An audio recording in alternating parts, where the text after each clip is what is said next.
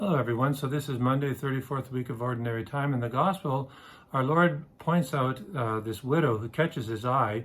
She puts 2 small coins into the treasury.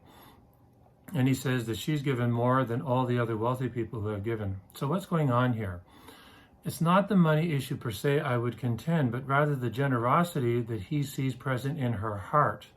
Because poor people can be selfish, miserly, bitter. They can have a sense of, that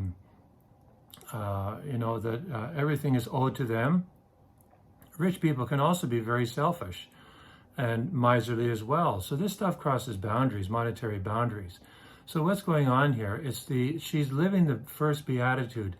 Blessed are the poor in spirit, for theirs is the kingdom of heaven. Rich people can be saints and poor people can be saints, and they can both go to hell because of their selfishness, their bitterness, their sense of entitlement. So you and I can cultivate this or dispose ourselves to this first beatitude, which is really, if we get the first one, the others are going to fall in place, because the first beatitude really is an awareness of our absolute poverty before God, that we need everything from the Lord. Everything we have has been granted to Him by His permissive will. All of our money, your RSPs, just everything, your children, your life, your health, everything has been granted by Him out of His goodness to you and me. So 2 things we can do, there are many, but I'll only point out 2, is time is our most important asset. Tithe it back to God. We use our time for ourselves. People are aware of how important their time is. Well, tithe it back to God. Give 10% of your time to Him in specific prayer. One example is 15 minutes of meditation a day. That's not tithing the 24 hours, but it's a start, or praying the rosary on the way to work, or something like that. And number 2 is tithe your finances. God was very clear about this in the Old Testament. It's not required of us Catholics. It's not some sort of official teaching of the church, but it is an official teaching of God to His children, the children of Israel.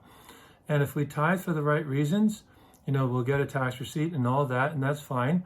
But it's not to look good. It's rather as a sign of our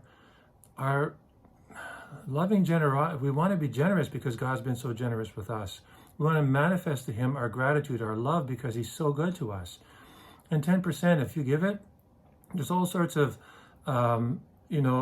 secondary and tertiary blessings and benefits that come from it. Like, for example, how to use your finances better. God must be first, though, not last, when everything is left over. And, oh yeah, by the way, God, here's a few things left over. No, that's not the way God is in the Old Testament or in the New Testament. So this is really up to you and me. But if you want to have that first beatitude, if you want to catch God's eye, you and me, we have to try and pray for the grace to practice this poverty of spirit. Blessed are the poor in spirit, for theirs is the kingdom of heaven. God bless you and have a wonderful day.